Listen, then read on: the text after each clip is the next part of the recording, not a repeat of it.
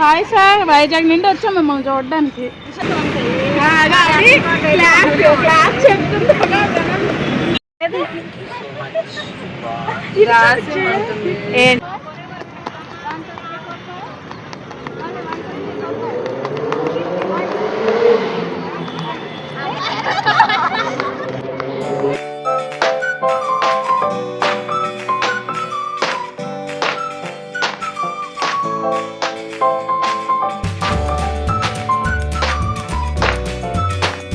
Hi friends, మేమందరం కలిసి ట్రిప్కి అయితే వెళ్తున్నాము.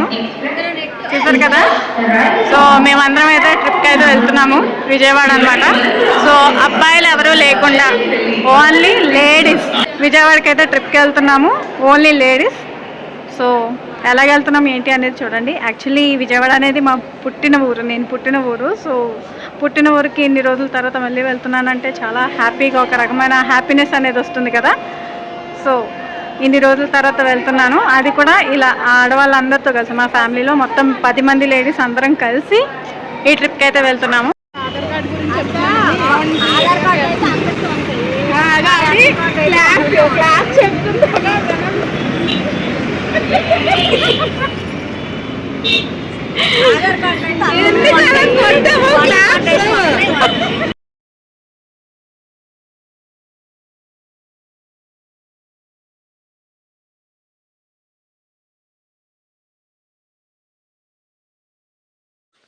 మొత్తానికి అయితే మొత్తం అందరం కలిసి ఇక్కడ రైల్వే స్టేషన్ దగ్గర కలిసాము.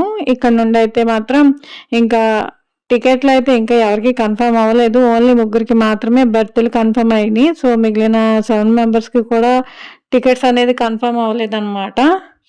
సో టికెట్ల కోసం అయితే నేను మా చెల్లి చాలాసేపే తిరిగాము. కరెంట్ బుకింగ్ దగ్గరికి, అలాగే జనరల్ టికెట్స్ ఇచ్చే దగ్గరికి మొత్తం తిరిగామన్నమాట. సో ఎక్కడ మాకైతే ఏ టికెట్లు దొరకలేదు. సో అందుకని ఇంకా ఎలాగో 3 మెంబర్స్కి బర్త్లు కన్ఫర్మ్ అయినాయి కదా, సో అందులో వెళ్ళిపోదామని అయితే ప్లాన్ చేసుకున్నాము.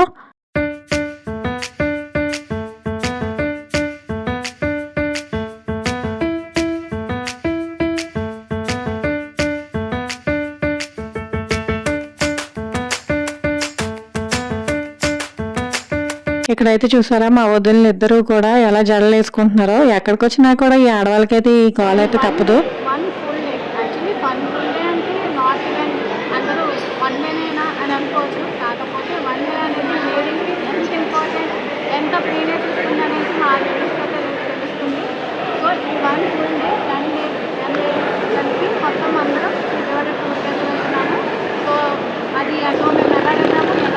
బర్త్లు అయితే ఎవరికి కన్ఫర్మ్ అవ్వలేదని చెప్పాను కదండి. సో రిమైనింగ్ వాళ్ళకి కూడా బర్త్లు కన్ఫర్మ్ చేసుకుందాం, ఎలాగోకలాగా టీసీతో మాట్లాడైనా అనేసి అనుకున్నాం. కానీ టీసీతో మాట్లాడడానికి వెళ్తే అక్కడ ట్రైన్ బయట ఇంకొక టీసీ కనిపించారు. సో అతనైతే ఇలాగ రాస్తానమ్మా అనేసి అన్నారు. మొత్తం 1000 రూపాయలు అయితే అడిగారు అనమాట, 7గురికి కలిపి.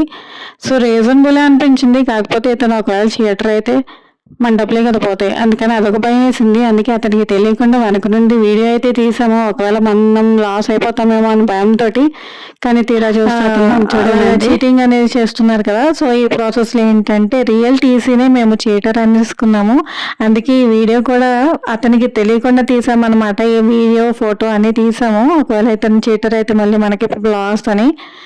సో ఇంకా లోపలికి వచ్చిన తర్వాత అందరూ ఆ 3 సీట్లో ఎలాగో ఇరుక్కున్నాము. పైన ఒక బర్త్ ఖాళీ ఉంటే అక్కడైతే ఫస్ట్ ఎక్కేసాం, కానీ తర్వాత వాళ్ళు దించేశారండి.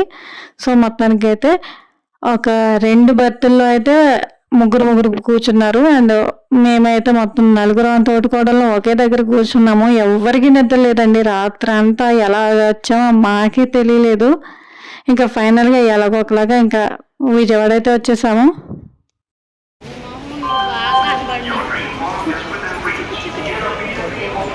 ఫస్ట్ అయితే గుడికైతే వెళ్ళిపోయాము. ఆ నదిని అలా చూడగానే నాకైతే ఎంత ప్రశాంతంగా అనిపించిందో. చాలా ఇయర్స్ తర్వాత చూసానండి. సో మనసుకి చాలా హ్యాపీగా అనిపించింది. అందరివి స్నానాలు అయితే అయిపోయాయి. సో కాసేపట్లో గుడికైతే వెళ్ళిపోతున్నాం.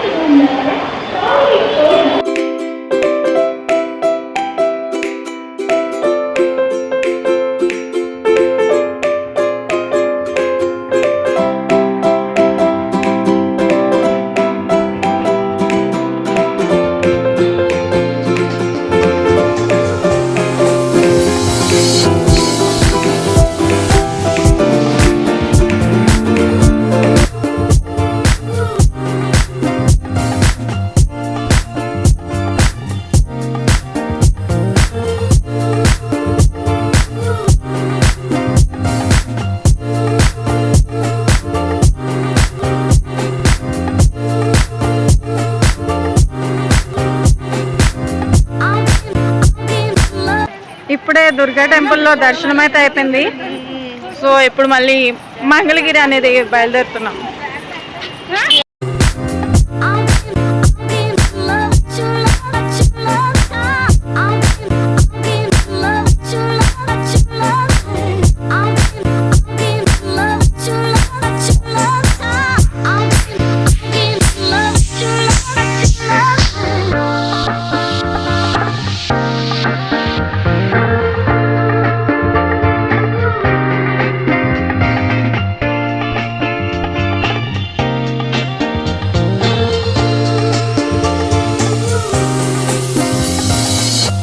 మంగళగిరి పానకాల స్వామి టెంపుల్ దర్శనం కూడా అయిపోయిందండి. సో అప్పుడే అందరికీ మొఖాలు వాడిపోయినాయి నైట్ నిద్రలు లేక.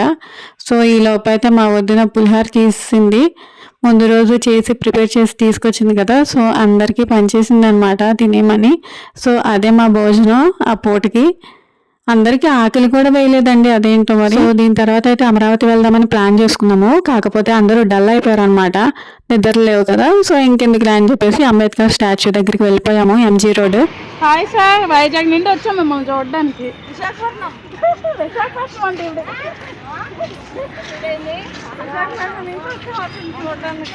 అంబేద్కర్ ని చూడడానికి వైజాగ్ నుంచి వచ్చాం సార్.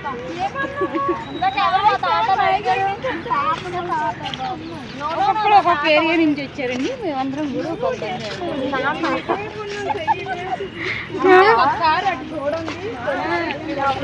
అటువైపు కృష్ణానది ఉంది చూడండి అనేసి అంటున్నాడు. అటువైపు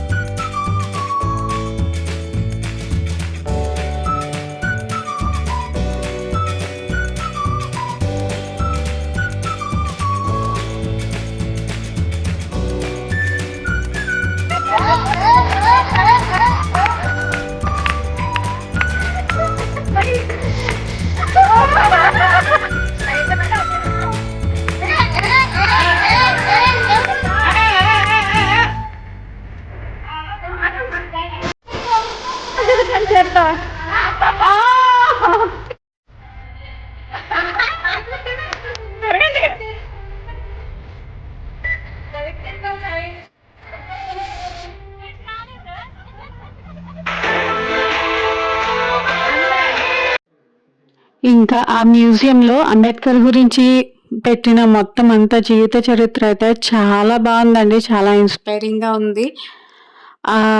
అవన్నీ ఆ పిక్చరైజేషన్స్ కానీ లేదంటే వాళ్ళు పెట్టిన ఇదంతా కూడా ఎంత బాగుందంటే అసలు ఎక్స్ప్లెయిన్ చేయలేమన్నమాట. కంపల్సరీ దాన్ని ఎక్స్పీరియన్స్ అవ్వాలే తప్ప ఎక్స్ప్లెయిన్ అయితే చేయలేము, అంత బాగా నచ్చింది మాకు.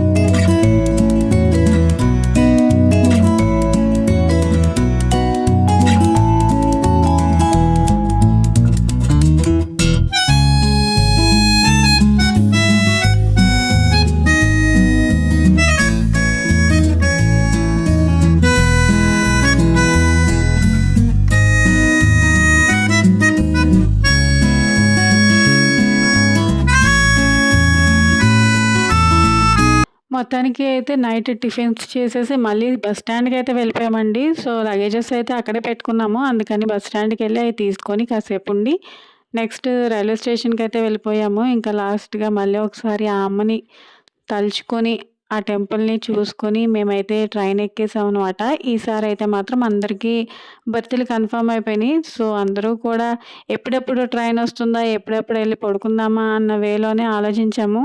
ఎందుకంటే ముందు రోజంతా అసలు ఎవ్వరికీ నిద్రలు లేవు కదా! సో, అందుకని చెప్పేసి ఇప్పుడైతే మాత్రం ఎప్పుడెప్పుడు ట్రైన్ వస్తుందా అనే వెయిటింగ్‌లోనే ఉన్నాము. ప్రతి ఒక్కళ్ళు కూడా. కొంతమందయితే ఈ పాటికే స్లీప్ ఏసేసారనమాట.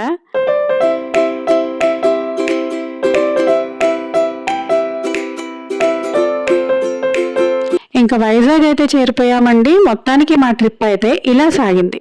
సో, మీకెలా అనిపించింది? నచ్చిందా? అయితే లైక్ చేయండి, షేర్ చేయండి. మా ఛానల్‌ని సబ్స్క్రైబ్ చేసుకోవడం మాత్రం మర్చిపోకండి. Thank you.